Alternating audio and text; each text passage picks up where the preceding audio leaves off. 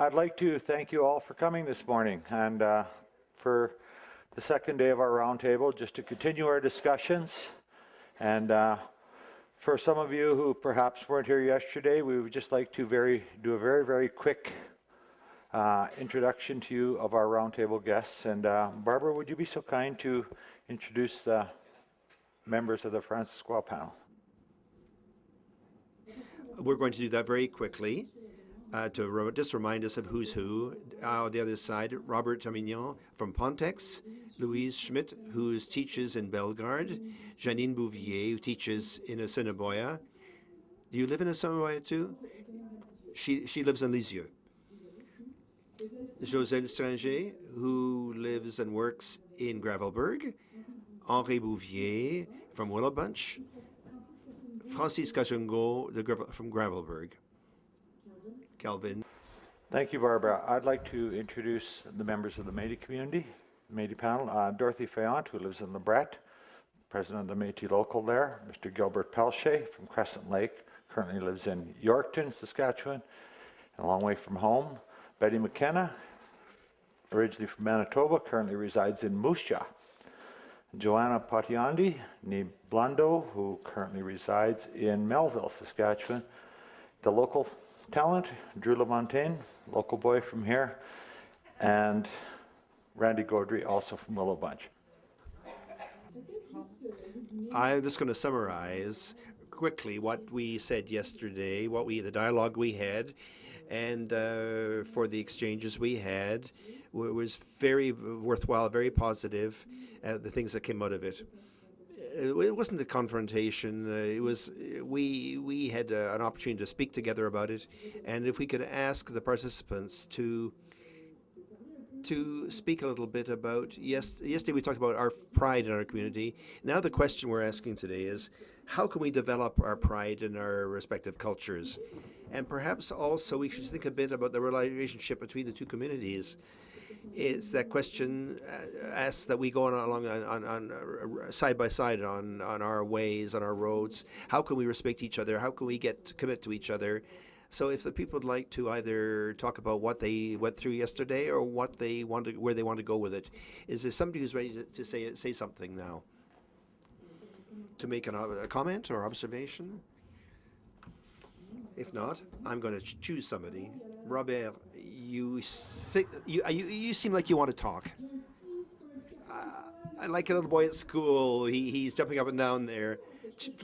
Me, please. Okay, Robert, I'll choose you. So there it is. I'm sorry. You have to talk before you get out of here. I'm getting punished again. I think that what I'd like to do is to be capable of maintaining a dialogue and to create a relationship, a deeper relationship. We have to, each one of us, not only the Francophone community, but all the communities have to, we work with, they must get to know each other better. And we have our opinions, and we have to help each other, support each other. We have to understand who we are, who is the person we're talking with, we're dealing with, to understand our spirituality, our culture, where these people come from, why they're here, and even ourselves.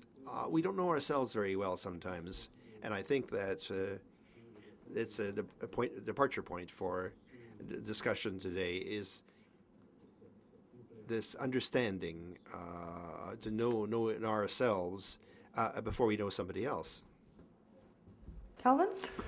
Yes. I'm going to be talking to myself real quick here. There we go. I would like to just sort of, I've worked very many years in my own community, and I know there are some things that we do well in our community that perhaps can stimulate some discussion and perhaps what can we offer? Like, I know Dorothy and Betty and Joanne are and Gilbert are very active at the local level and do things at the community level and contribute to the community. And I'm sure there are people in the French community do that as well, but in our community, and of course Randy as well, what do we do very well that perhaps can help build that relationship outward? Because we work well together. How can we build it together to support that dialogue? Gilbert, it looks like you're eager to talk. Well, I think one of the things, like we do have a lot of functions in our community, especially around Yorkton. And Joanne could tell you, because we have some sports days and that. You know, if we can support one another in those sports days or whatever we have going, you know, don't just say, well, look, we're having a Métis meeting here. If somebody else wants to come, we welcome that person. You know, we got to start going to the functions that if the French are having something, you know, if we're invited to go, we'd be glad to go. But, you know, whatever we have going as a Métis, everybody's welcome. You know, everybody's welcome. We'd like to welcome everybody. And so far, the ones that could come in Yorkton was the ones that I know personally, because I lived in a white community in closer to Banbury is where I live. And, you know, in that white community, I go to their functions and, you know, and they want to come to ours. But of course, some of the guys that want to come to ours, they all drink.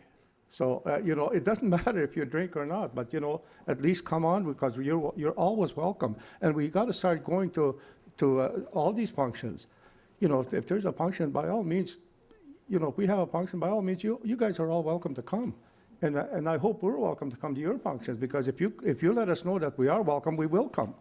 But, you know, how do we know that we are welcome if you're not telling us that, you know, we can come? So we got to start getting together, and I think this is a real good start.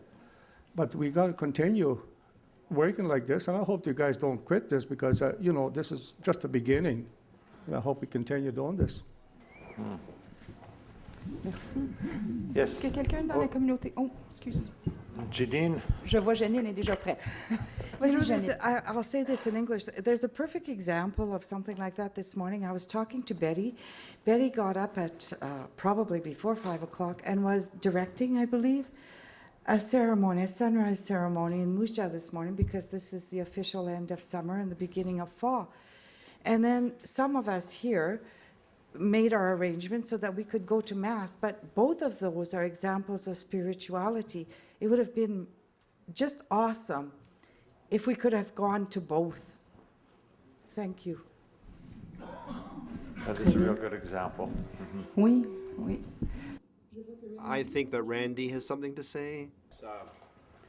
About you know, communities getting together and working together and going to different functions. Our community here is quite unique here in Willow Bunch. One thing I do have a concern about is it's a Francophone community and the Métis community, and I was more of the understanding was about the Willow Bunch community, Francophone, but it's for all our area. But I would have liked to have seen more participants in the roundtable from the Francophone community of Willow Bunch to have their input, because what we're talking about here is our concerns of our community and what goes on around here. And speaking to that, we're quite unique here in Willow Bunch, where we have the Francophone community, the Métis community, but the Métis community, for the most part, 95% do not speak French. They do not speak Cree or Michif anymore. They've lost those languages. And then we also have the English people in Willow Bunch. And I find in our community here, we don't go to the different functions a lot because of the language barrier. A lot of times the English-speaking people and the Métis people would not go to a Francophone event because they can't understand what's being said or going on, or they haven't been invited. So that language barrier is a great wedge between our communities on how things work. And the same, a lot of the, especially the older French people that really don't speak very good English, they feel uncomfortable going to an English celebration or something going on. So we, it's all good, to say, hey, let's invite everybody to all of our functions, but we do have that barrier, and there's 3 wedges within this community that, you know, those barriers have to come down, but how do we do it, you know, with language? And through this, it has spawned resentment within the communities, and that has to be dealt with in a lot of ways too, because language and culture, you should be able to be proud of it, you should be able to practice it and do what you want, and it shouldn't create a wedge within the community. But when you've got, you know, almost a melting pot where there's Germans, there's Irish, Scotch, Romanians, whatever around, and then you've got the Francophones and the Métis. Our Métis deals we've had here have been quite successful for the most part. We've had some dances. We had John Arcand here a couple of times. Our gun shoot, the Ernest L'Esperance Memorial Shoot, has been quite successful thanks to Leonard Lamontagne, the president, my brother Kenny Gaudry, and Emil Dizitel, guys like that have put it together. And my wife also helped a lot in organizing it. So those kinds of functions, the dances they've had after, they've been quite good in a lot of ways. But still, for a community to come and together, the language barrier in this community, really, we've got a problem with it.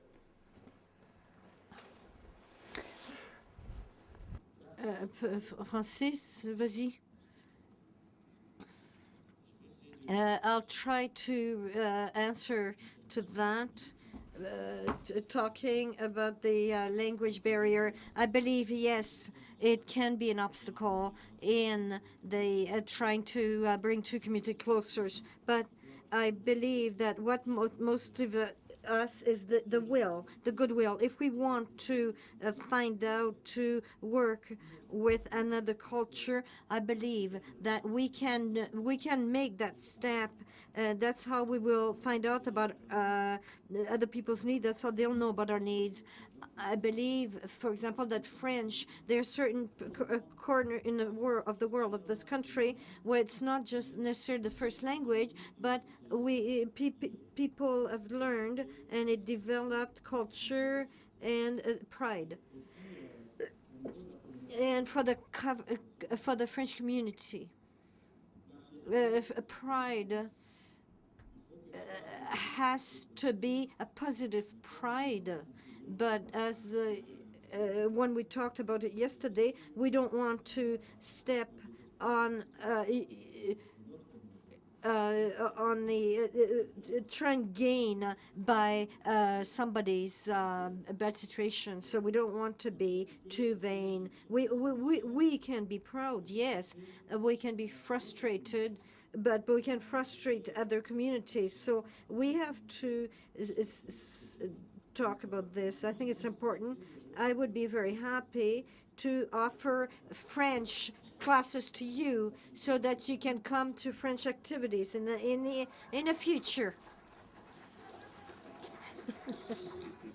I'm just too old to learn another language. I guess you can't teach an old dog new tricks, is what you're saying, Randy? Takes one to know one. Oh. There are the people around the table that'd like to say something on that, because if not, we promised Drew that he'd have the chance to talk. So if somebody wants to save Drew, well, if not, he's going to be contributing to this. Drew, do you have something to add to the pride? What do you do to develop pride in your community, or a link that you'd like to see in the community?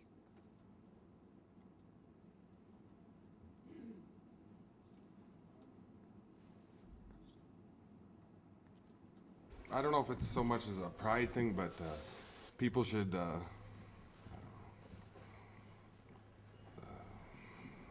look at it as if leading by example, like, I don't know, like,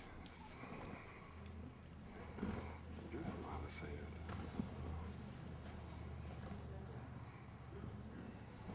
I'm stuck. Tu dis pas grand-chose, mais tu dis des choses sages. Être un modèle, be a model, c'est lead by example, comme tu dis. Est-ce qu'il y a un exemple que tu vois? Is there an example that you can point to that has done that in terms of leading by example?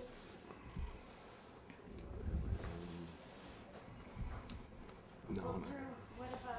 What about through your hockey? I mean, there was probably a lot of Métis kids that looked up to you, being, excelling and advancing like that. You might not know of them, but I'm sure you did open them up to make them realize that there's a lot of opportunities for young Métis kids. Yeah, actually, well, there wasn't too many that I knew that expressed themselves that came forward and actually said that, but yeah. In your hockey, so Drew, you were expressing one time about you seen racism even right there with you and a native kid where you had to share a room all the time when you played. Tell us a little bit about that. Oh, yes, when I lived up north, I won't say where, but I lived up north, and I was proud to be a Métis. I had my Métis card and brought it out, and me and this other guy, and he was actually a full-blood, he was treaty, and everybody used to always call me, because you're half and that, or whatever you are, everybody used to always bug me. I was a wannabe Indian, because I was only half, so yeah, and we got treated, well, very, very different than everybody else. We didn't stay at the same place as everybody else. We were in lower grade places, I guess you could say, for homes and getting treated wise anyways. And that's not that long ago. No, I was 6, 8 years ago, 10 at the most, 8. So when you scored a goal, Drew, did it only count half a point or did it count as a full goal?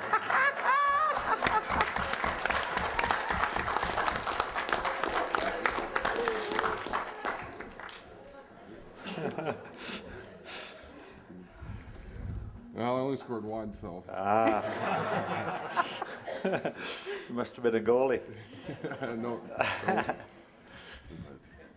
Yeah, it's just, I guess you just get down on yourself, and I don't know, it was hard, I guess, to express yourself on being a Métis, and that after that you just kind of hit it, and I never really brought it out after that till I came back to the community and trying to be very involved in our local and trying to volunteer and help out with stuff as much as I can. Now I still got friends that bug me, what do you guys do at those meetings, run around, chase each other, or sing and dance and stomp around, and it just goes in one ear out the other. But yeah, it's still tough, and still try to tell everybody that it's just the way people were, and that's the culture and what we did, and just how things happened, and that's about it. Merci. You made me think of that.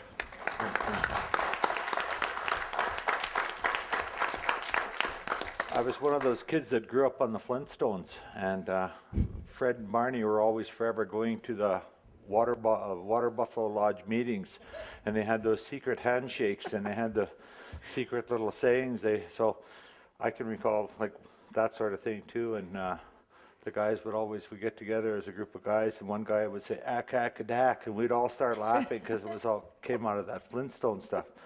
So that's what you made me think of. I just want to add to Drew's comment is that it's important for communities and as a whole, since we want to be inclusive, but also for the different cultures to celebrate not be afraid to celebrate their heroes, the people they look up to, or even people that have accomplished a certain level in whatever, could be in academics, could be in politics, could be in sports, anyone who's excelled in their community, bring that out, point that out. It really develops, not be afraid to celebrate that and be aggressive that way. Fly the flag, all kinds of things like that. Activities that group people around that particular celebration, and and once you get over the fear of doing that, as opposed to being afraid to do that, we're all afraid of doing that because we pass as braggarts. Who do we think we are, and who is that person that you're celebrating? Is he much better than anybody else? And I think as a community and as a development tool, it's important for everyone to use it. Valerie uses Brian Trottier. Hey, what's wrong with that? And they enjoy it, and they use it, and it's and I've heard in the in the hockey world a lot of hockey players that have known success, and their success was not determined only by the amount of goals they scored, but of their personal fortitude.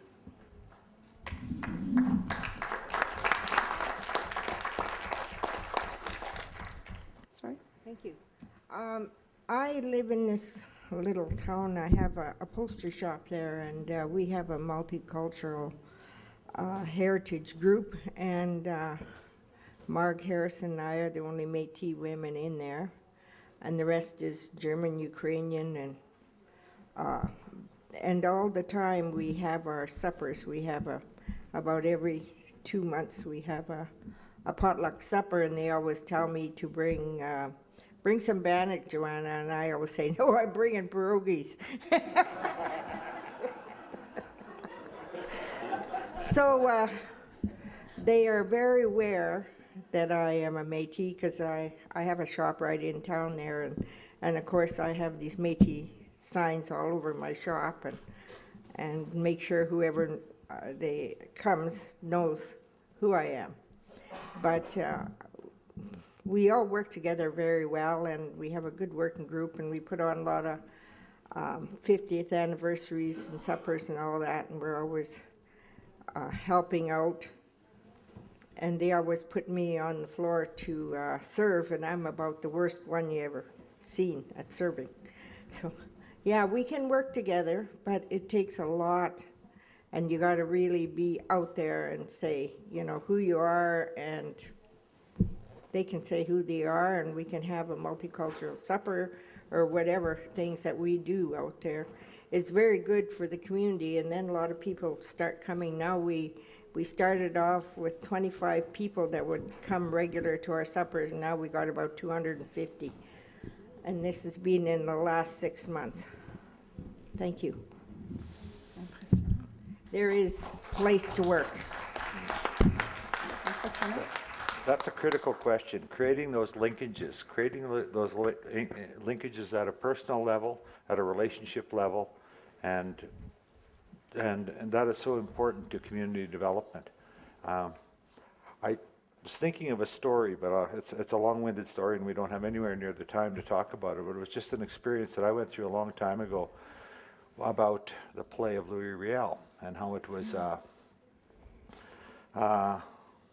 you know, it was written a long time ago, and the language of it was not very good. And we went through a process in conjunction with the casino and some members of the Métis community where there's a great deal of frustration with the language of the trial, and Louis always got hanged in the end. He never won.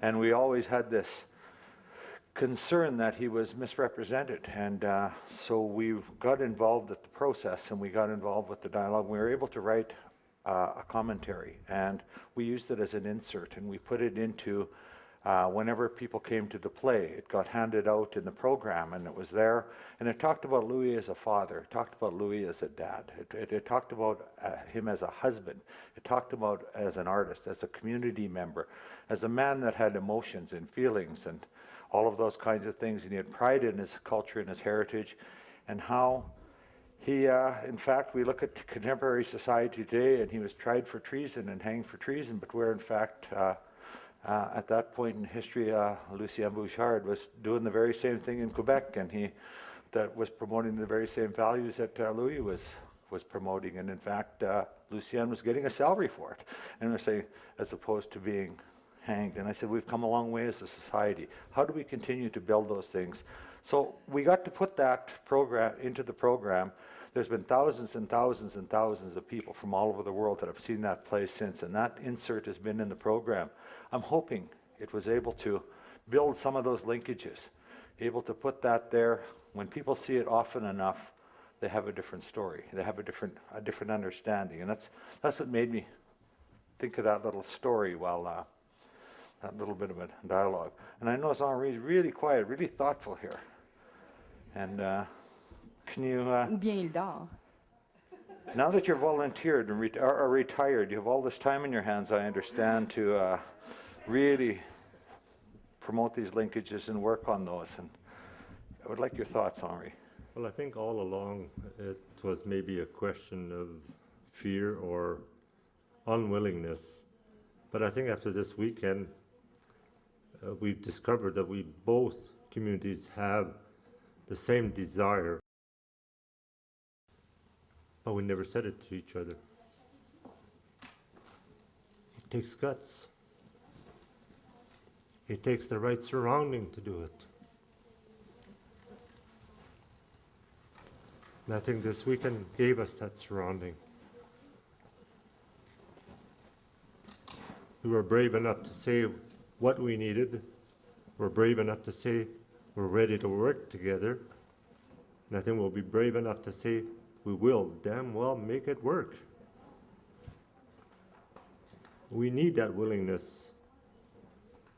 But we also have to understand, and we've done it this weekend, that we do it in respect and dignity of who we are and who the others are also. And I think without that, we would not be able to have the success or the willingness to proceed. And when we're talking about Louis Ariel, it's just crossing my mind. It says, why in the heck can't we have that here in Willow Bunch? Not that we have to put the play up ourselves. Maybe we have the talent, probably do. But why can't both communities join together and says, that is something we have in common. He is our hero also, on both sides. Well, let's get them, whoever the troop is, to come down to Willow Bunch. Wouldn't that be something?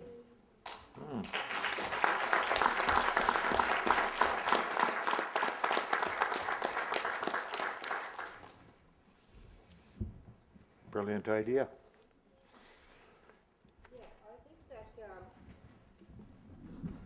Person could have a summer theater down here because they have one in Estevan, and they're looking for different places to go now. So maybe they could get in contact and have a summer theater. That's a big attraction for tourism.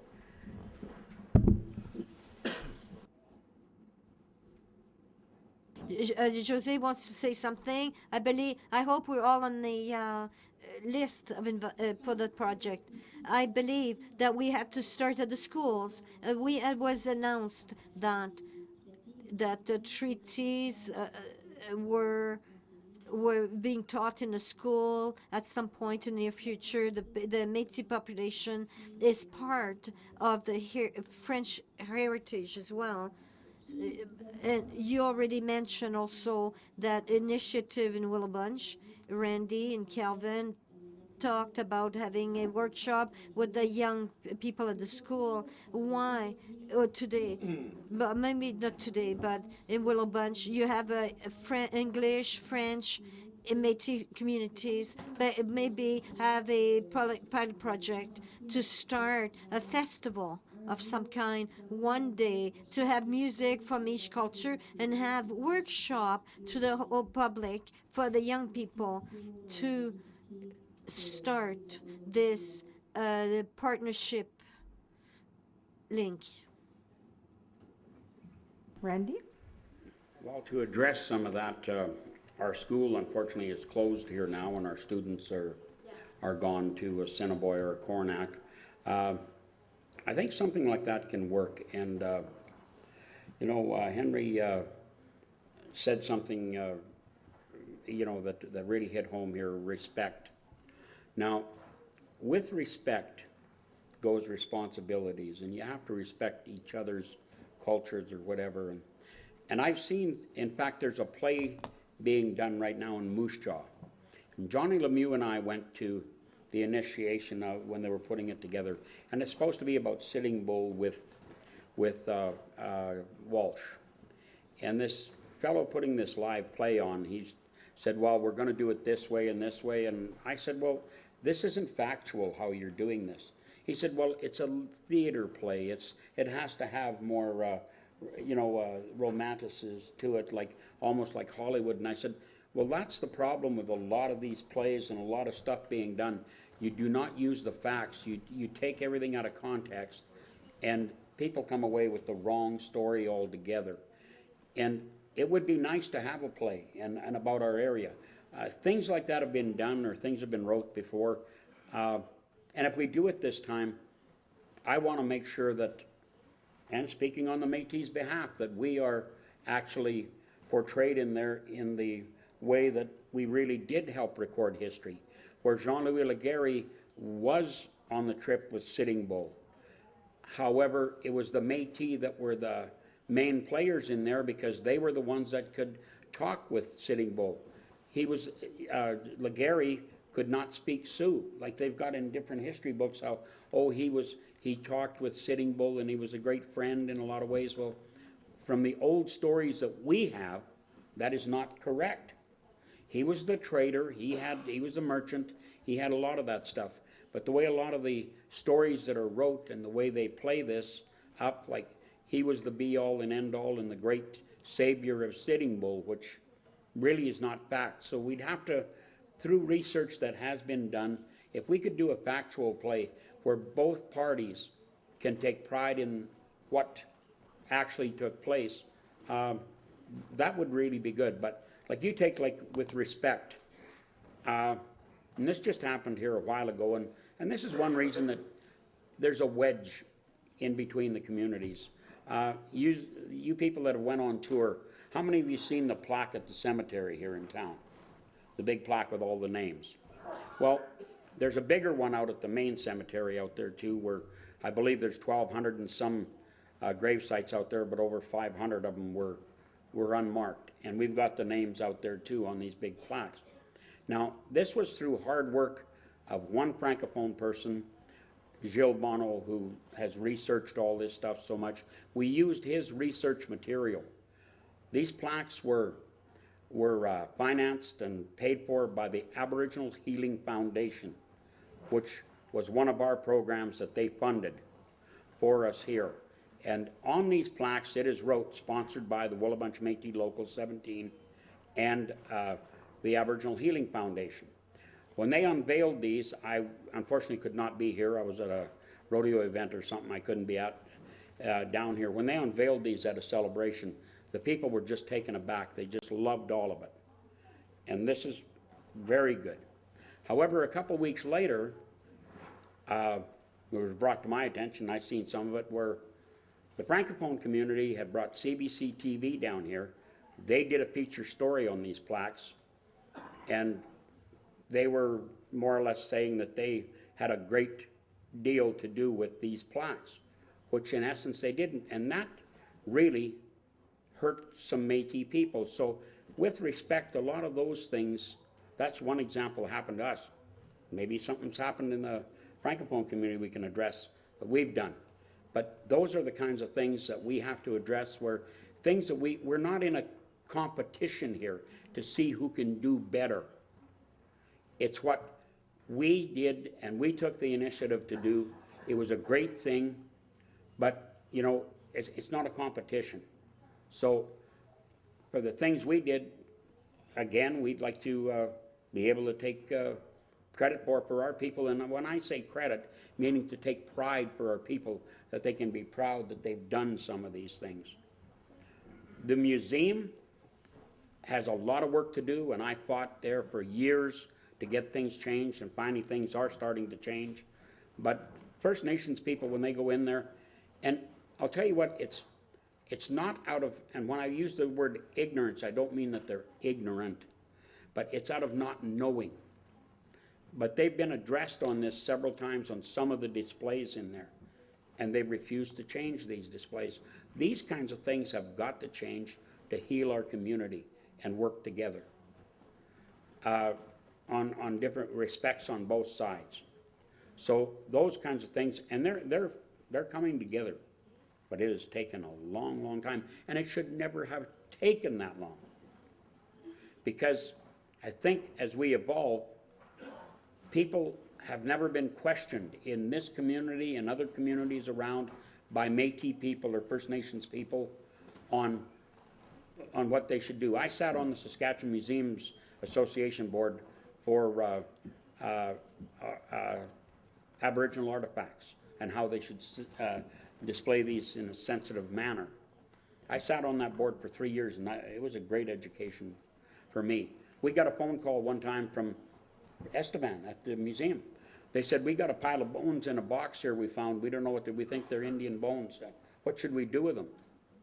Well, what do you think you should do with them? You know, bury them, you know, but the Aboriginal community got a hold of them and did a ceremony. But, I mean, to phone and say, well, what should we do with them? Just like they were discarded.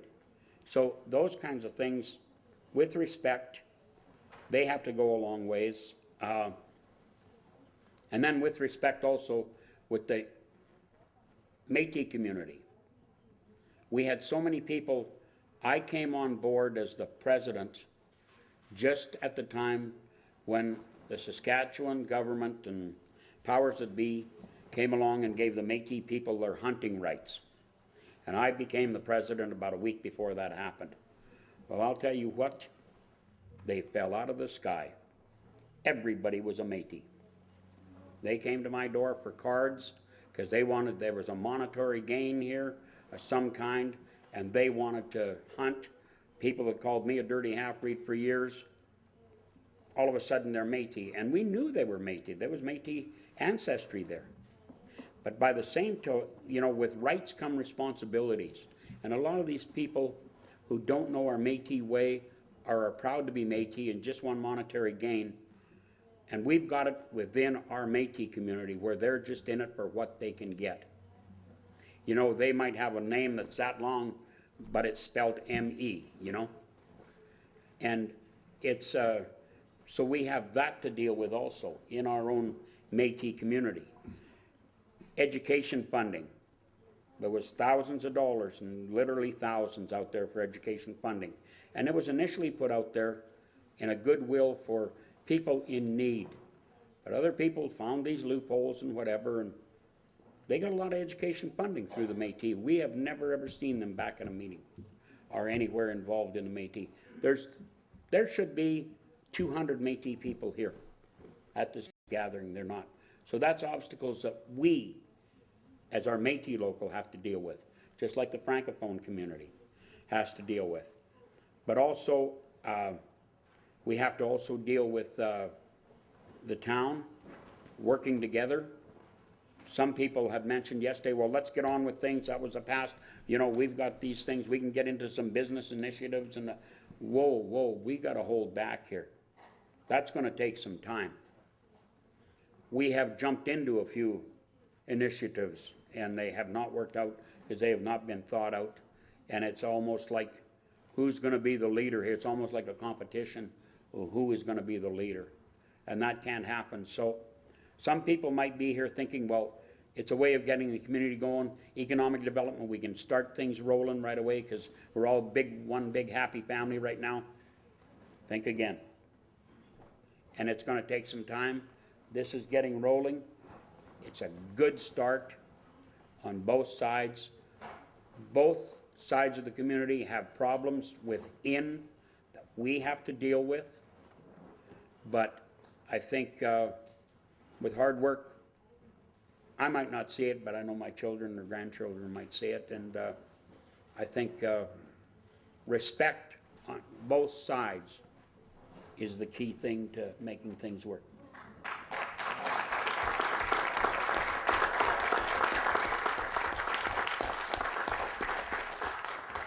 That opens up a very key point towards dialogue. And what are those things we need to do as a community, as individuals, that will allow us to keep talking, that allow us to continue to work together, to build these relationships, to mend these past wrongs perhaps or indifferences? What do we need to do? And our institutions could only do so much. Our schools, our community organizations, they can only do so much. It also boils down to what's in your soul and in your heart and your own beliefs and your own values. Those are the kinds of things that as communities we need to address. Maybe I'm going too fast. I don't know.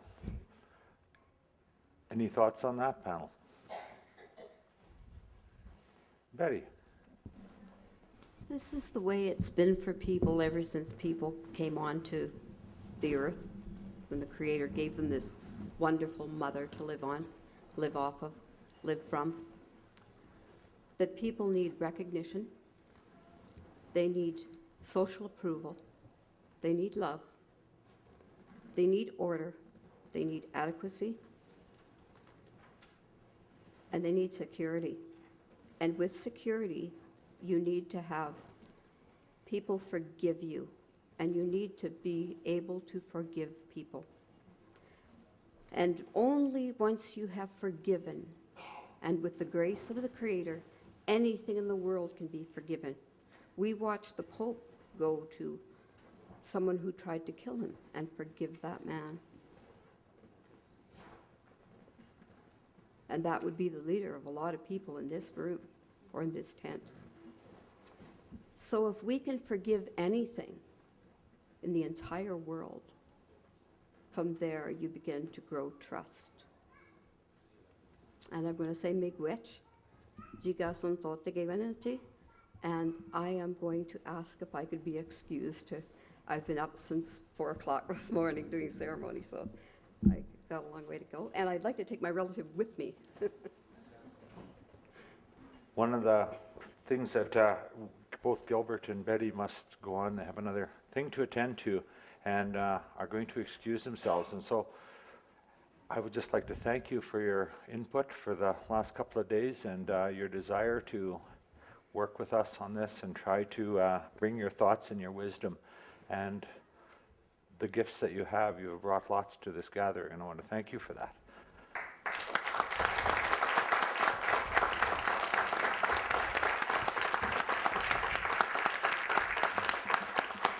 That will also leave a couple of gaps at our table, and I would like to ask if there's a couple of volunteers from the audience that would like to join us at this table and join Father Guy. Thank you.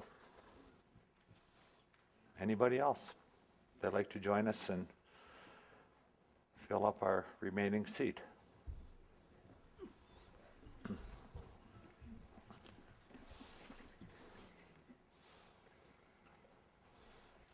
So we have one less apostle.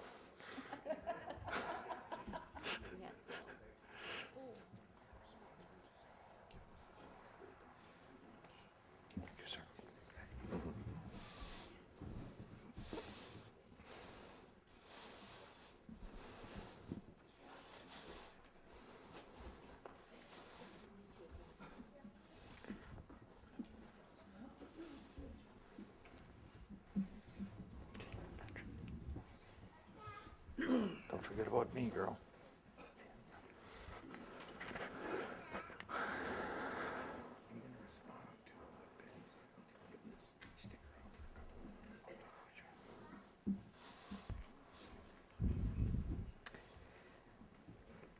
Père Lavallée? I would like to continue the issue that Betty started on forgiveness. I grew up with the typical slogan of forgive and forget. When I went to France about a few years ago, and I visited the concentration camps of Second World War, there was something written on top of the entrance, and it says, "You can forgive, but you can never forget." My instant reaction was, "Ooh, this is so contrary to my Christian upbringing." In my own life, growing up with forgive and forget, the more I forgave, the more difficult it was The more I forgive, it was the more difficult to forget. And the more I tried to forget, the more difficult the injury persisted.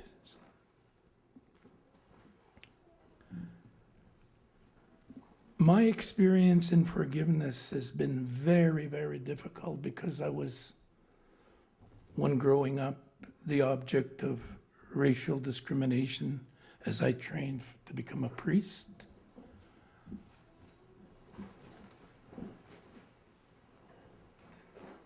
I come to deal with that anger and bitterness that I had in me. I do not feel persecuted today like I did in the past, and I don't feel alienated like I did in the past because of the racial discrimination. However, this forgiveness, forgiving others is one thing. Forgiving oneself is another thing. Why do I have to forgive myself?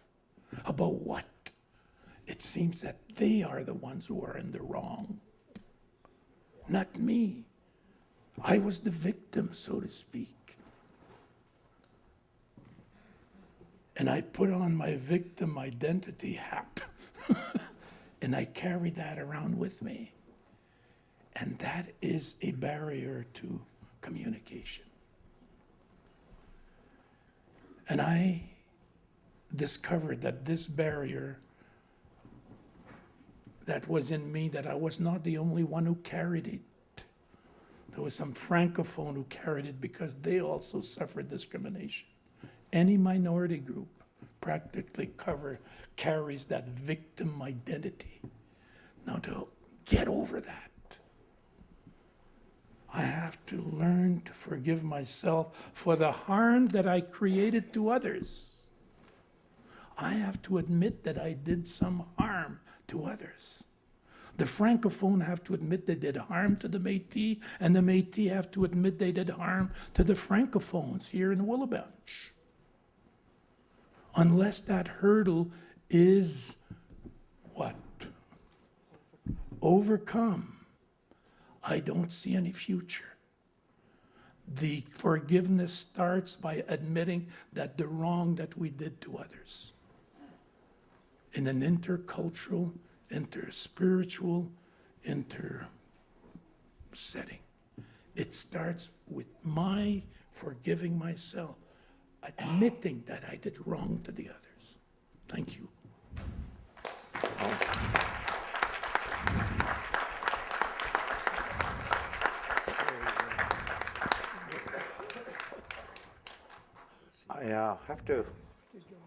I made a faux pas. I have to formally introduce Father Guy Lavallee, who joined the table, and Suzanne Campagne. Thank you both for having the courage to come and join us and the willingness.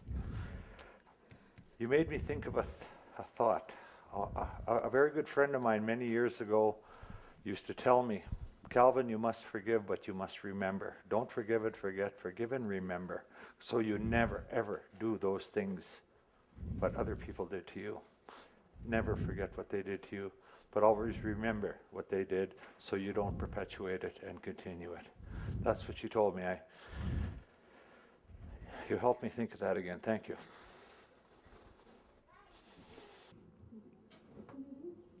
Anybody else who would like to continue on this theme? Another theme that we talked about today, this kind of opening and dialogue and towards oneself as much as to others. The other word that was brought into the discussion here today is healing. There will not be any healing without that type of forgiveness. We can talk about healing pie in the sky, but it starts in our own heart personally and admitting the wrong that we did to the others. The song by the Campagne Sisters last night on forgiveness was pointing to that. There's no healing without forgiving oneself, not the other, not asking forgiveness to the other, but forgiving ourselves for doing wrong to the other, and doing wrong to ourselves by doing wrong to others. We did wrong to ourselves. I did wrong as a Métis to myself when I went around and promoted hatred and bitterness between the Métis and other people 20 years ago. And I found out that was a dead end. It doesn't lead to anything, to dialogue or constructive healing. It doesn't lead to healing. Healing comes when I admit that I did myself wrong and wrong to others. And that is a big challenge. It's a spiritual challenge. We talked about that yesterday afternoon in the spiritual workshop. Those people who were there were fantastic the way they addressed that. Thank you. Merci.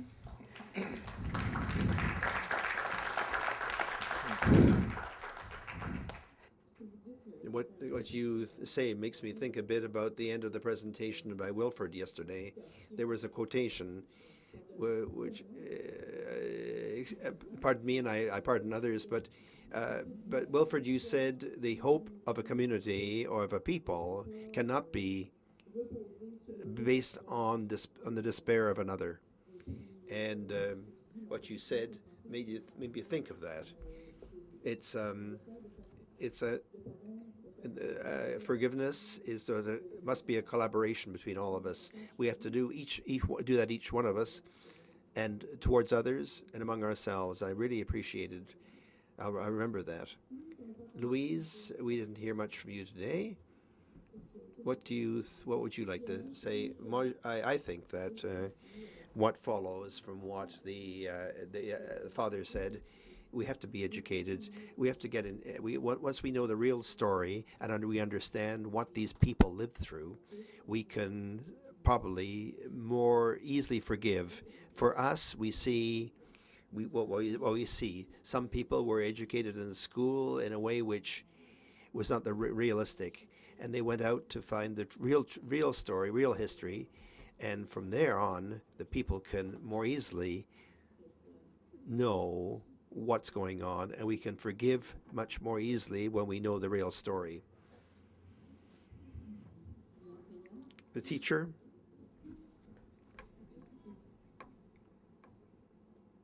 Thank you.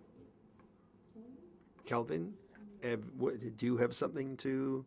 I was just going to, I better shut my pocket off, it's talking to me in French.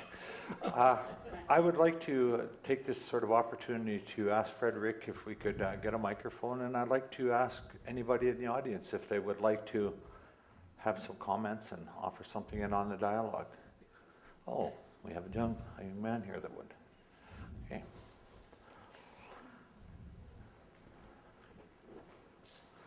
Could you please introduce yourself? Pierre Guivi, I'm a journalist for the L'Eau Vive. A little thought here. I don't know the situation because I've never lived with Métis people in my life, but I've all been told that remorse, it's poison when you hope the other person will die.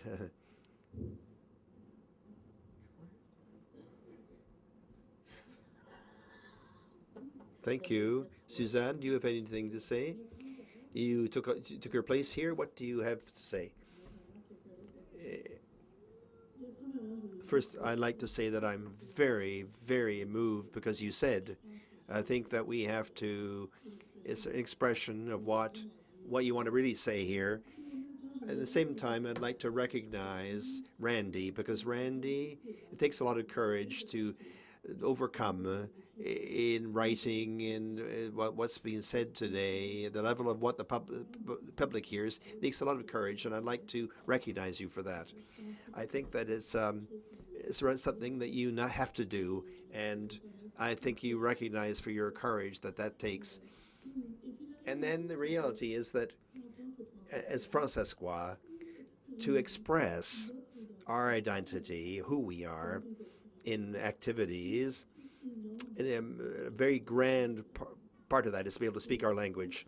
And we know that, but you see us as the majority who came at a certain point to crush you, but the language is still here in Saskatchewan because there's people who don't allow themselves to be walked over, who were anxious to keep the language alive, and we must do it in our activities. We can't go outside that, pass that by. And I think that's going to be the reason for all of that, is that there are basic elements that we have to have. And for the fransaskoise, it's obviously to be capable of expressing ourselves in our language and during activities. Without that, we can go into their Anglophones and their activities. There's no time to. It's easy to go to the Anglophone activities. We should support them, but this element, basic element, essential element, which is expressing ourselves in our language. And if we put that aside, we're criticized for doing that. Something right at the beginning which will be lost. So I'd like to myself see again have a renaissance of the Métis language. There's nothing I think which is more important than that.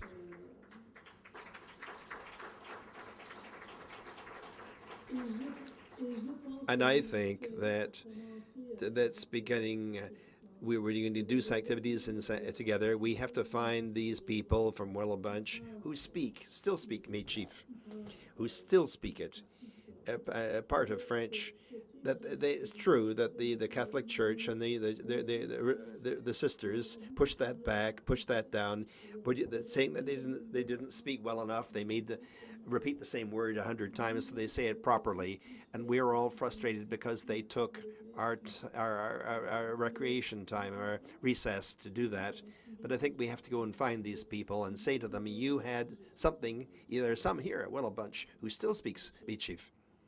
And I know that there are people who speak French here in your community, and I think that's a really great thing to have in this region, to begin to do the activities together to honor the flags, and we said recently to go from something to do something constructive, and I think that's going to take something. We can't just say, well, we're going to forget all that and we're going to go ahead and start from zero. But we have to be able to express ourselves. We have to be able to forgive. But I think there's an access for us to this community here, is to go give a value again to value these people again. Perhaps they think there's nothing worthwhile to do here. And first of all, I think I want to go into that. I want to look into who really still speaks Métis, and I want this language takes back its place here. Thank you very much for that. One thing that I was meaning on, say, English-speaking people and people that don't understand French too. The music last night was so beautiful, and a lot of the stuff is so good. How do we express ourselves to these people that they are welcome at these events? Because it has been for so long that they were excluded and they felt they weren't welcome at them, whether it be a Métis festival or a Francophone festival, and for the community that we have to work with them and make them feel welcome at these things, because they might not understand French, which I don't, but the music and the camaraderie and that type of thing, I think, can go a long way as if in a community working together. Oui, je pense qu'on devrait mettre tout dans les mains des artistes. I didn't get that. That gives me a perfect segue into one of our Métis speakers. Dorothy has done a great deal to preserve our language in her own community, and she's been really quiet this morning, really thinking about lots. And this morning, I ask you, Dorothy, what are your thoughts, sort of the the events of the last few minutes? I'm focusing more on the getting together of the community, the people in the community, and whether they're Métis, French, Ukrainian, Spanish, whatever. Our community is close like that. We have not only French and Métis there, we have all walks of people living in our community, and we all get along quite well, I would say. I get along with everyone anyway. I don't know if it's just my nature or what. But anyway, speaking of forgiveness and getting people together, I lost my son on the 17th of May.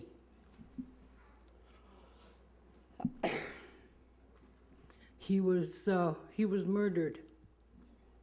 He was 28 years old.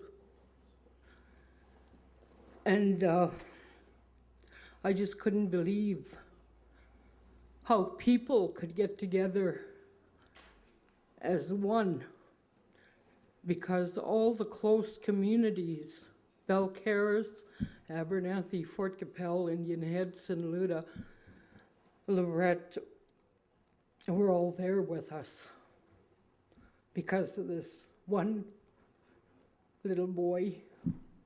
He was 28 years old. He died a hero because he saved his friends from getting murdered. So everyone respected him as a hero, and it was all types of people. We had Mexicans, all his friends, and he had friends from the age of about 3 years old to about 90, and they were all there. And that's how close a community could be, as long as people work together, respect each other, forgive each other for what they do and what other people do to them. And it could be a really great life for everyone. Thank you.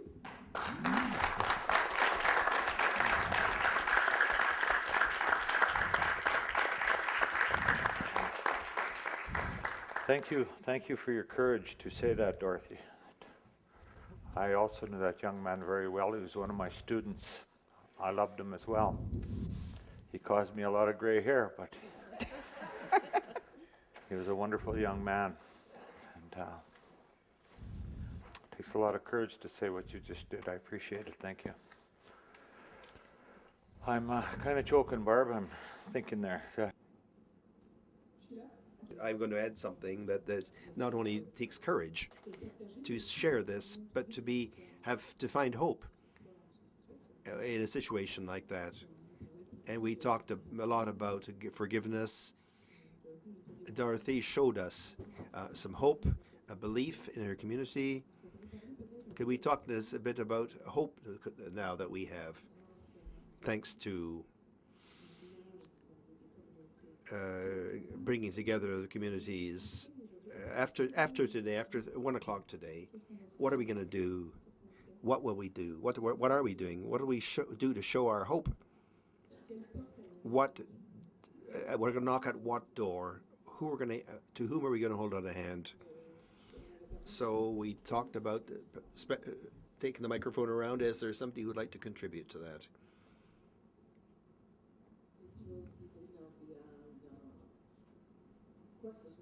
Whatever we do afterwards, it's you have to give yourself a space between the communities, where all the communities can give us a space where we can say to each other, I don't know you, I want to learn. I don't know, I want to learn. It's where it's safe to say, I need to understand your protocols. I don't know about the protocols to meet with other communities. I don't know about that, but I want to know about that. How do I find out? L'espace de l'inconnu ce devrait être sacré où tout le monde peut aller et se ressourcer et avoir des guides là où on pourrait apprendre. Merci Marie-Louise. Mr. Dubé. The other Mr. Dubé. Je m'appelle pas Dubé. Je suis de Saint-Boniface d'Edmonton aussi. Je suis de. I agree with everything that's been said here about the different activities that we could do, the exchanges between the groups. I think that we also have to bring into this discussion a more long-term vision, which will allow us, make it possible for us to create closer links between the communities, the minority communities, like the Francophone community and the Métis community. And I think I'm talking especially about an approach which could deal with the institutions, existing institutions, and which are directed towards the Anglophone majority.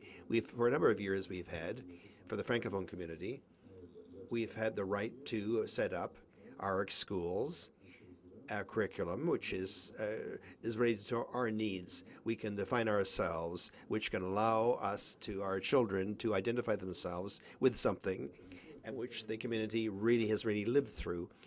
And obviously, we didn't take advantage of this possibility because we're placed in a structure, institutional structures, which prevent us from evolving as we would like to do.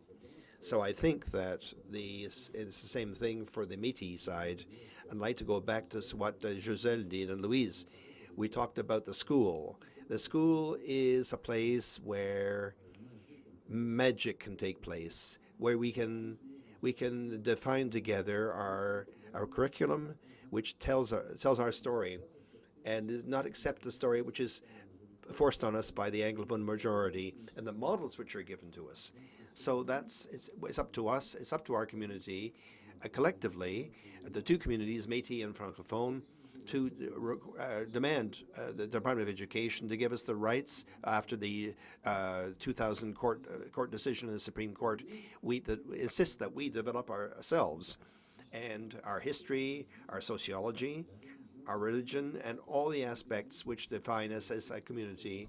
And this side, this other definition, is not only on the level of the curriculum in the schools, but in this training of teachers or in health, so that in the end, the institutional setup which exists now in our communities can identify something else, which with us and not with somebody else. And so together, if we work together to build this curriculum, this perspective, which expresses us and which represents us, and that way we can, in the long term, define a society with which we can be identified. Okay. I saw Paul Epel's hand go up. Paul? Yes, good morning. For those who know me, I spent 2 days in a meeting without saying a word. You must think I'm sick.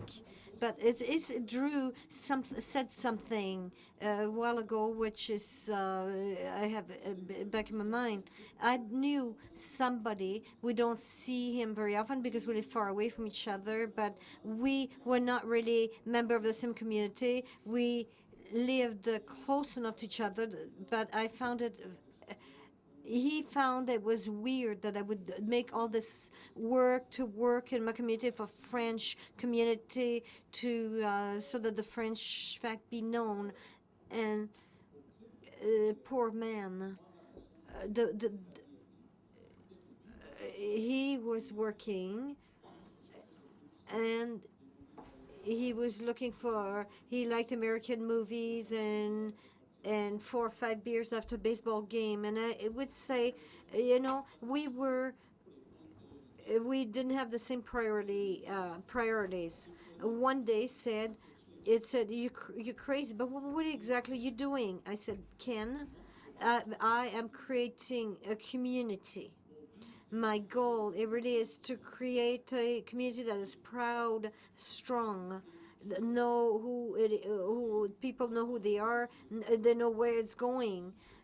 Even if once in a while we have a little detour, but what would you do? And I think that the suggestion that would do to make to Randrew and Drew, it would be as long as we work to create a strong and proud community, there we can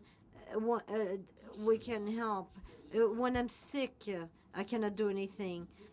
I depend on somebody else. I need people to cure me. But when I'm strong, when the community is strong, there we have power, we have pride, and I can reach, I can give hand, I can help, I can support, I can have a relationship with you. So even if I forget communities around me, it's not because of ignorance or lack of wisdom. I know that I must first of all create my own force, know myself before I can help the other. So I do what I can. I create my community, and as Drew does and as Randy does, I try to work to be an example to others. I want to be a model, a role model, and after that I can help others. Benoit of the French School Board, Francois School Board. I believe that Monsieur Dubé, you really started a challenge. We understand how to teach young and answer the need to better know the contribution done by Métis and First Nation in fransaskoise. We've been working for many years and with the Department of Education, but the door's wide open. We want to go with you and to create the better history book. We're ready to work with you on that. Thank you.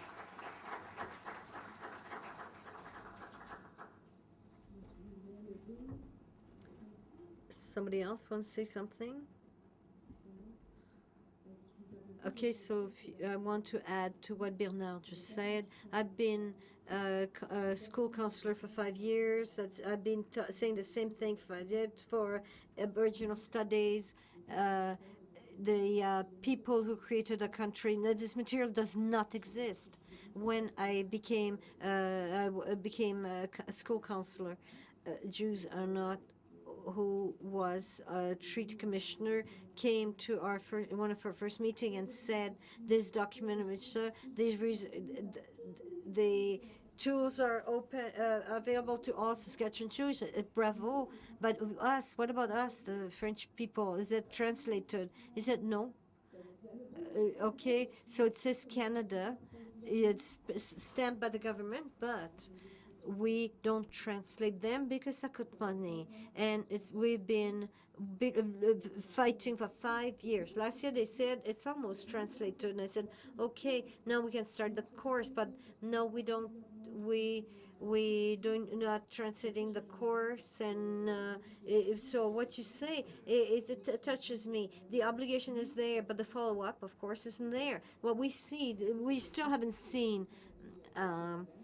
My son was in elementary school, and I've been fighting for 5 years. He's going to be finish his secondary studies, and he will finish grade 12. He will never have heard or learned about the Métis fact. As parents, we travel, we explore, we try. It's not enough.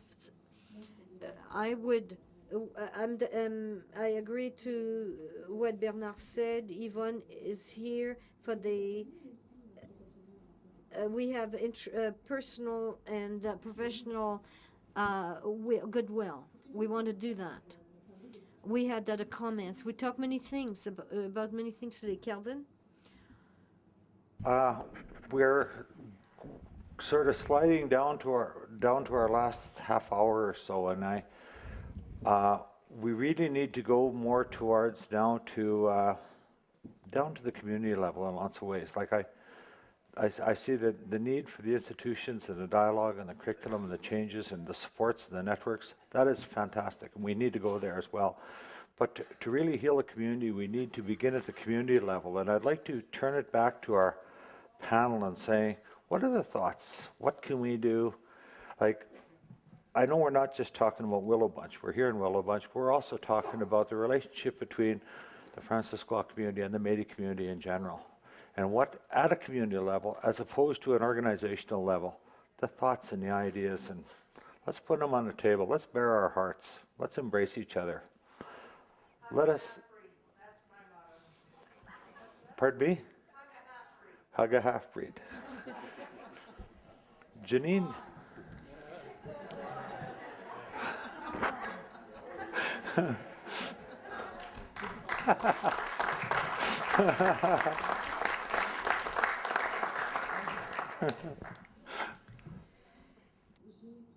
I listen many people talk, and the first thing that Drew said really touched me. He said, we preach by example,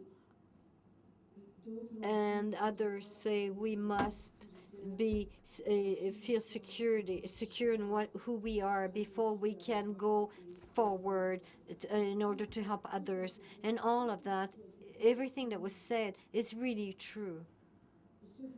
What you say about to promote better school program for children, because it's the rebirth of their children, that is very, very important.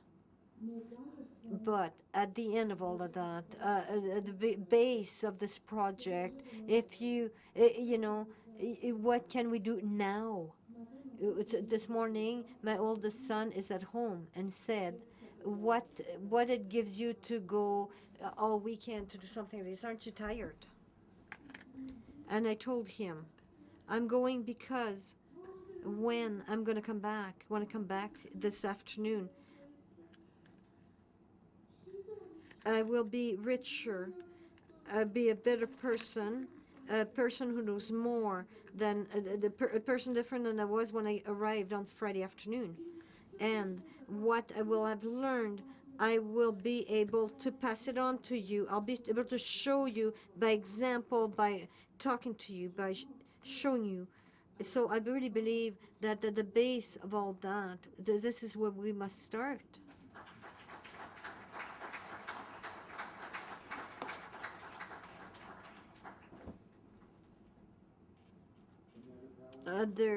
Anybody else would like to add? Francis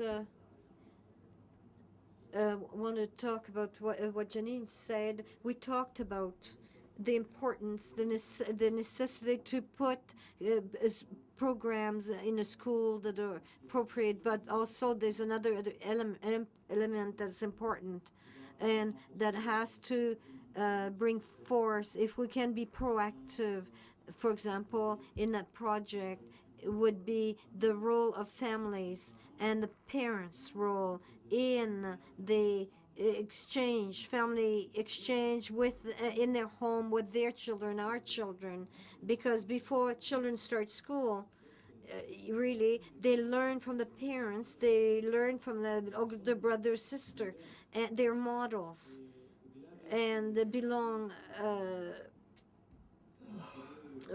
What we can listen to, learn on TV, radio, or the media, we have the responsibility. We must help to rectify the facts as known. And it's the facts that are not presented the right way. If we don't do that, even if we have new programs, there will still be a delay because the perception will be already rooted in the heads of those little ones. And secondly, I wanted to draw your attention on the fact that the two community sit today. It's a perfect expression of the goodwill. Wanting to work together. Maybe we must not erase the history, but we can get draw positive to go ahead. We're sitting facing each other. A philosopher once said the importance is to all look towards the same goal. So we have to go to get to the same goal. We have to get together on the same road.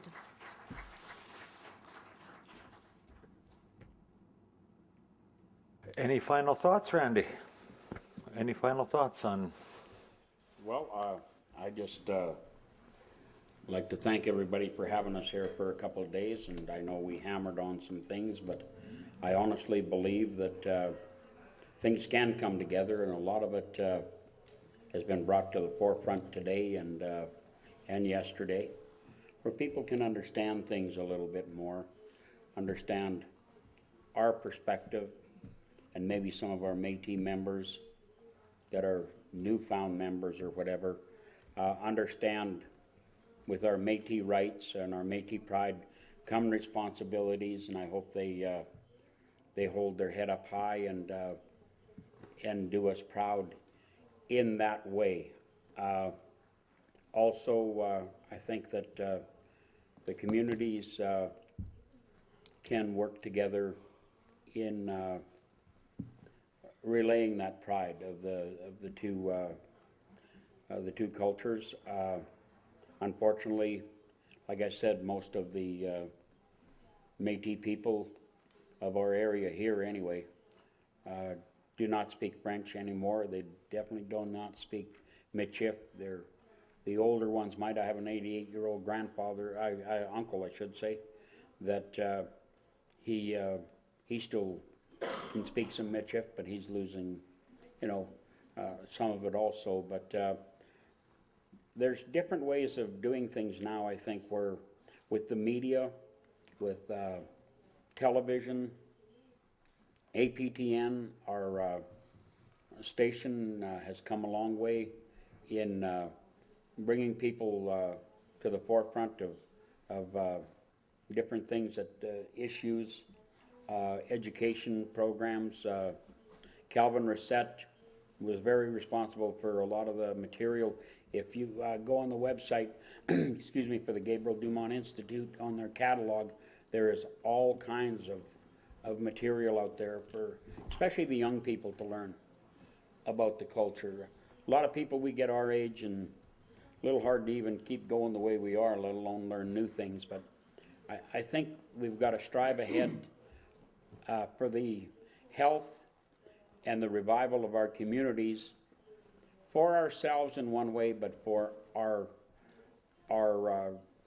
newcomers and for our children and our grandchildren, and try to keep things going again in honor of our forefathers, because they definitely worked very hard on every aspect, whether they be Métis, Francophone, whatever, to make the country that we are living in now the greatest country, really. When you look at the world the way it is, we are in the greatest country in the world. So we should thank the Creator for this, and we should also thank everybody for this. And some of these trivial things we should be able to get over and go forward and try to do some stuff. Henry Bouvier, I know his heart is really into this project, into this town, and people like that, when we have the same passion and the same agenda, we'll say, for lack of a better word, on how to make things better, I think our community can go ahead. It's going to take some time and some healing, but I think we definitely can go ahead. And without knowing where you've been, you can't go ahead. So get the history wrote right, get the history talked about right, and be proud of our forefathers, what they have done all the way around, and bring that on to the next generation. And I want to thank the group for putting this together. I want to thank our president, Leonard Lamontine, working very hard with the Roundtable group to bring it to Willow Bunch, along with Henry Bouvier. Also, my brother Kenny, Emil Dizatel, my wife Linda, who is not even a Métis, but they're keeping the office going and keeping things going, and it's people like that that I want to thank for doing what has transpired here. And I'll tell you what, a few years ago, who would have thought that something like this would have happened here in Willow Bunch, and I'm pretty proud of it. Thank you.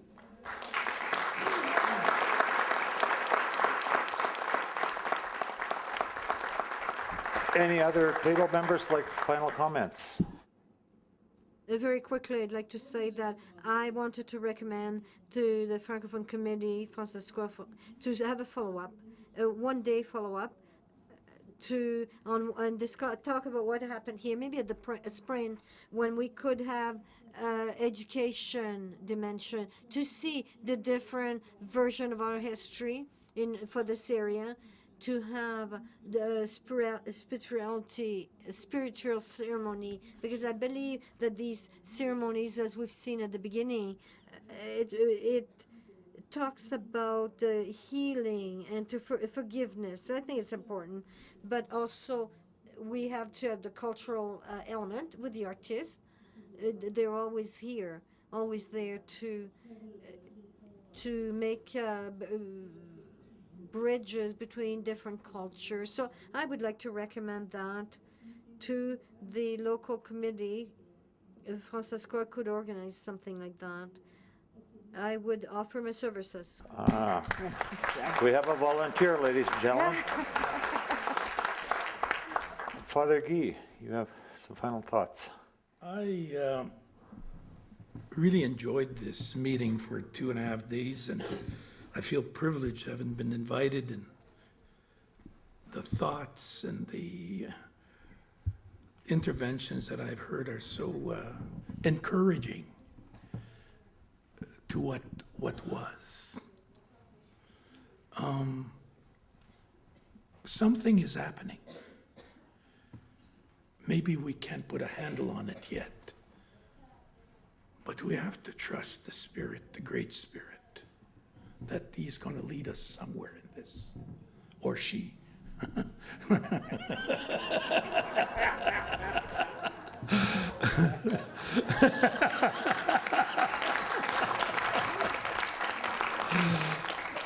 And I just want to add on to what I alluded to before. It has to do, where do we go from here?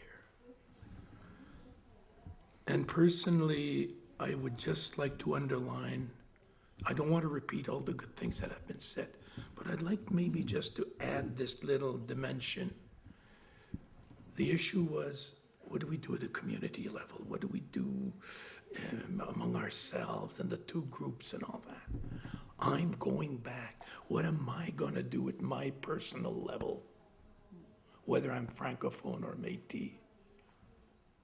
The first step in this great endeavor starts in my heart, in my mind, and what I'm going to do about that, how I'm living now.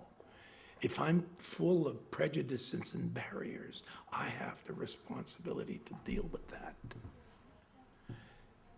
So what I'm saying is, I don't want to throw cold water on the good community things and projects, education, artists, and all that.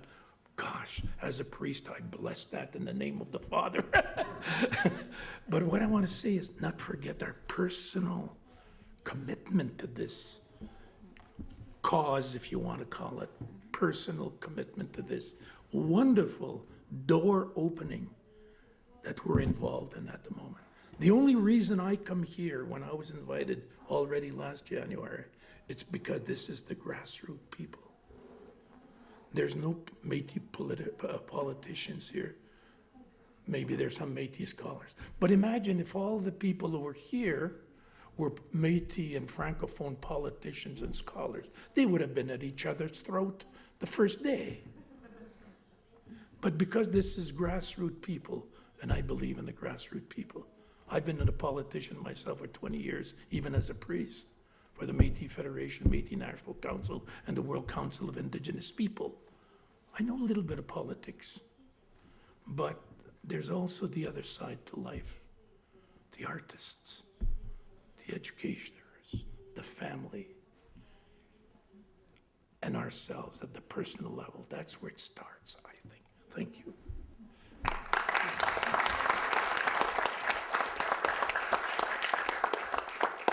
Any other final thoughts? This was quite an interesting weekend. It's something that I've never been a part of before. Just busy struggling with our Métis things. You know, you kind of get sidetracked on your own way, and then all of a sudden you get a jolt and they say, okay, come on, there's other people here too, you know. And I just want to say thanks for inviting me and letting me stay and taking this position on the Roundtable. And I'm leaving my address on my name here for those of you that want to learn how to speak Michif. So, yeah, and I think starting with the children, teaching them is one of the best ways we're ever going to get to have a harmonious life among each other. And I'll have to leave you with a story of my little granddaughter. She's 8 years old now.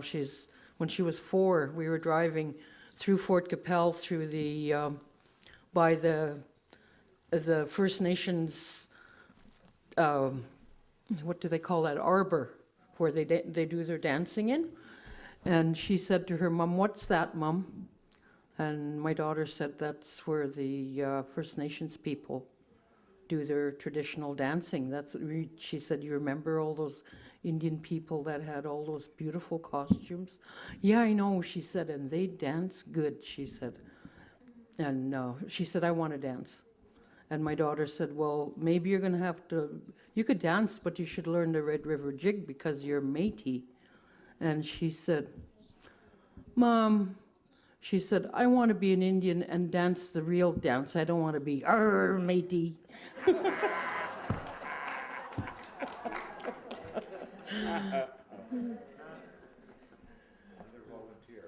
We have another volunteer. Thank you, Dorothy. And now we have artists volunteering and language people volunteering. Any other final thoughts? Maybe next time we could have a Métis course and a French course in another room. You're determined to get me to learn that, aren't you? I don't know. I really believe that an old dog can learn new tricks. I'm sure of that. Le seul ce que je fais is you want to sleep with me.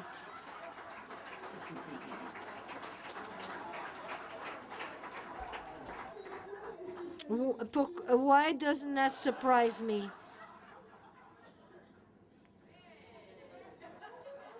Okay, so we'll pass it on to somebody else then. Monsieur Carignan? I have nothing to say. Oh. Jose said that you had something to say. No. After that, there's nothing else to add. There is only, I wanted to thank it was a personal experience, enriching experience. It was so being very interested in the history. I read all the historical writings on the West. It really touched me, and I want to thank all the people who organized all of that, all the people responsible to have created that, and also all the people who participated. I believe that the organizer is one thing, but it takes lots and lots of people to fill the chairs and to fill position. I want to thank all those who came, who contributed openly, honestly. And I know for some it's very difficult to talk about certain things. It's emotional. at some point. But what I want to really add, though, is that it's important as follow-up. There must be, since the debate or the dialogue has started, we have to continue, because it has to be continued in a positive way. Not only that we bring artists and stuff, but we have to have a dialogue where it can promote things that can be done, where we can advance things. At home, I'm not from Willow Bunch. That's true. I'm not from here. I come from a community where there's a lot of Métis people. Métis that may be origin of Lac Pelletier. They are spread throughout the region. They're everywhere. There's even some in my family. But that pride is not shown. We don't see it. The rights are not maybe respected. We have question on the environment time being, and we don't have much of an understanding why Métis want have certain values. They hold dear certain values.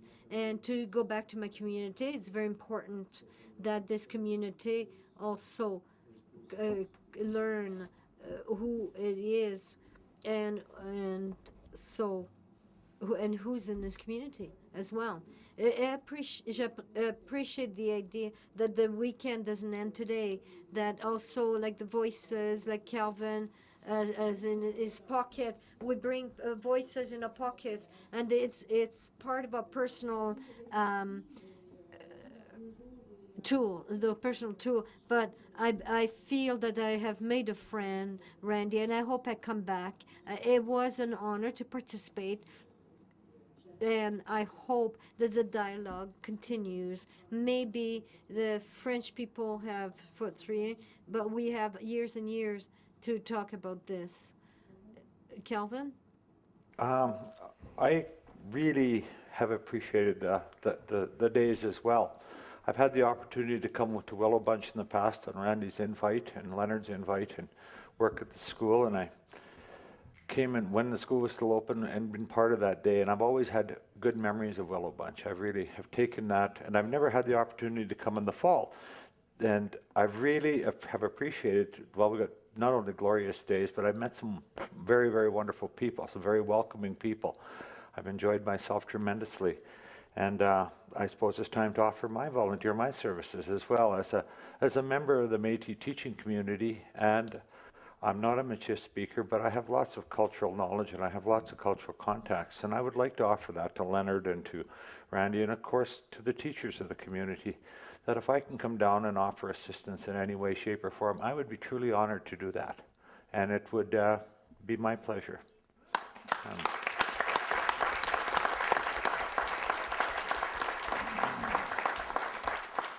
We'd be honored to have you here, all of you that have volunteered for these workshops and whatever, and I just ask that you leave our women alone. Is that the Métis women or the French women, Randy? All of the above. We don't need another one like you running around. Totally. You sure could tell a Gaudry, but you can't tell them much, you know. I resemble that remark. Do you ever? Restez avec nous. It's not finished yet, just a minute. We want to close even properly. So, we'd like, in fact, to do a closing ceremony with pretty short. We'll need, in fact, to open the table. So, there's a circle just there, and we'll bring the flags down to us. We had as our objective for the weekend to continue solidifying the links that unite the Francophone community and the Métis Nation. I must admit that with the numerous occasions for dialogue and exchanges, and by the enthusiasm aroused by the cultural activities of Friday and Saturday evenings, and by the friendly and relaxed atmosphere that reigned all weekend, we can say mission accomplished. This roundtable continues in the spirit of our predecessors as they had planned and wished in the years previous, and we acknowledge that the course of history wasn't always positive. However, the future is ours, and it is up to us to take in hand the reins of how the future unfolds, so as to make certain that our relations improve and remain open and honest. Thank you.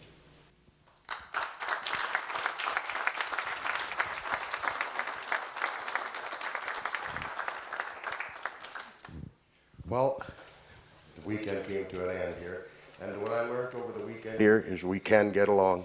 We partied together, danced together, listened to music together. So if we just keep going in that direction, I think things will work, and we'll have a great community here, because the two cultures got to get working together in the community, and it looks like it can happen. And then I'd like to thank the Francophones, like Anne-Marie, Frederick, Henry, and Peter. These are great people. I worked with them for months setting up this project, and they're great people. Like, I had a good time with them, and I learned a lot. And I'd just like to thank everybody for showing up this weekend, and have a safe drive home.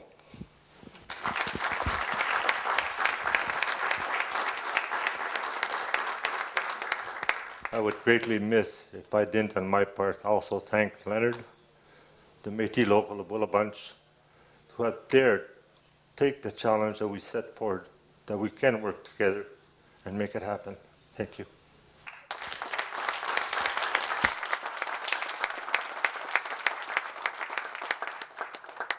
I think as a symbol of this weekend, it is with a big heart that I offer in exchange to Len our Francophone flag. We are proud.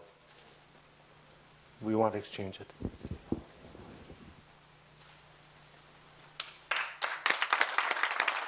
And I offer the Métis flag for Henry, and I got to give you a hug, Henry.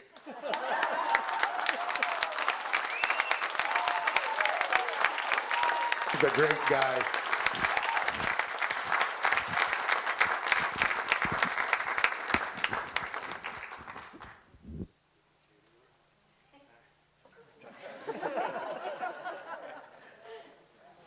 Nous aimerions, we would like to invite Father Guy Lavallee for a last prayer, une dernière prière to close this ceremony, and then we'll have the anthem if you still want to stay around a couple of minutes. How do you feel? Great. What else? Warm and fuzzy. Wow! I like being fuzzed. What else? How do you feel? Inspired. Tired? Inspired. Oh, inspired. And tired. Anybody else? Ému. C'est beau ça. Optimistic. Optimistic. Energized. Overwhelmed. Overwhelmed. Grateful. Inspiré. Touché. Solidaire.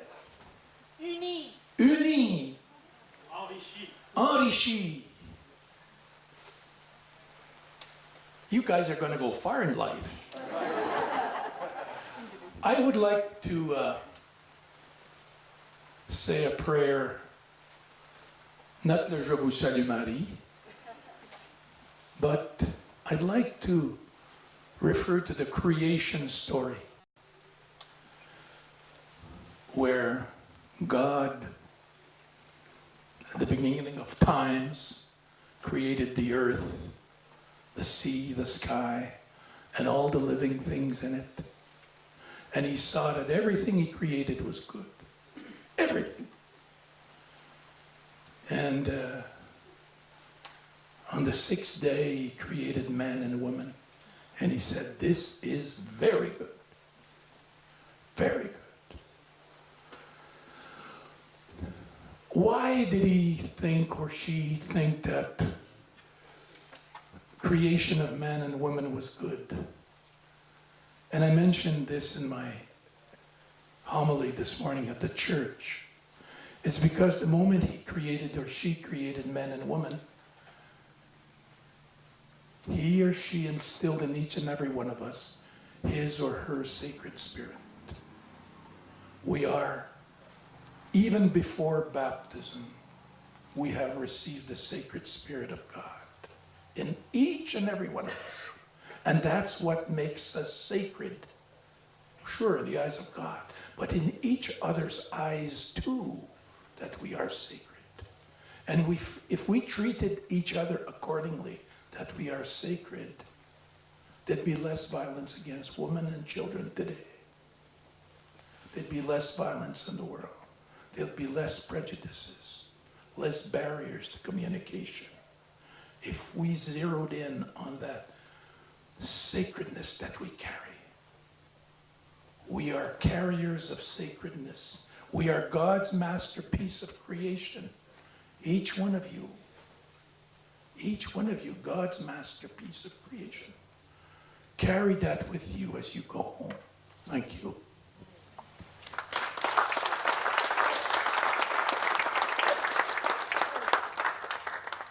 Just the member, les membres de la table ronde, the members, we have some gift for remember that event, and Peter will give it to you, the president of the organizing committee, Peter Dorrington from the Institut français. Just to recognize the members of the organizing committee, will be Henri Bouvier de l'Assemblée communautaire fransaskoise. Il y a eu Laine La Montagne du local Métis Willow Bunch, Claudia Poirier, représentante francophone dans la région de Bellegarde, Viola Bell, représentante Métis, Métis representative for the province, Darren Prefontaine from GDI, Anne-Marie Labrec, the coordination, and thank you to all of you being here, and me. And thank you to all.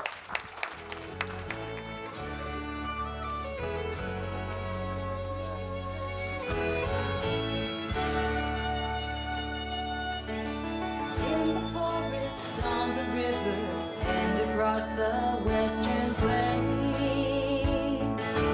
as the white man journeyed westward to the land of the alien, our new race was created, a new nation rose up strong. Hardship was its destiny, and its course to not belong.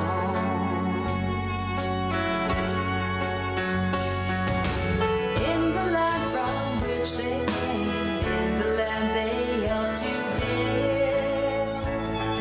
They found themselves the alien, found their vision unfulfilled. And despite their valiant effort to defend what they believed, when at last the battle ended, they were only left to grieve.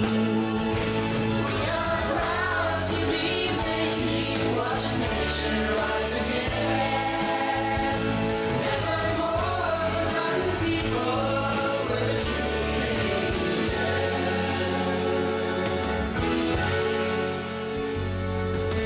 from across the plain they traveled, from Red River to the Peace, looking for their own land that would help them to all the land that had been taken and the dreams that had been dashed. Their brave heroes now called traitors and courageous deeds now past. We are proud to be Métis, watch a nation rise again. Never more forgotten people will truly Canadian.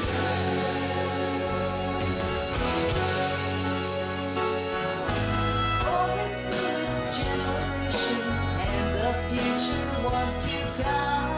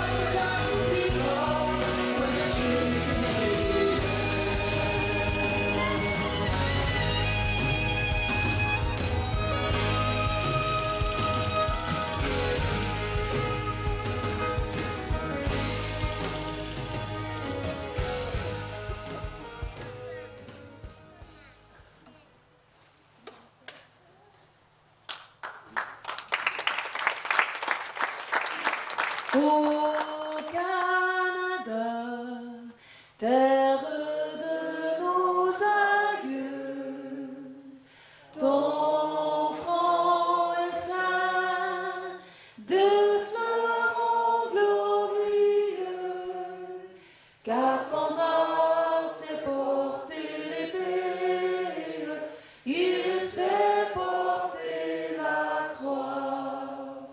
Ton histoire est une épopée des plus brillants exploits. God keep our land glorious and free. Oh Canada, we stand on guard for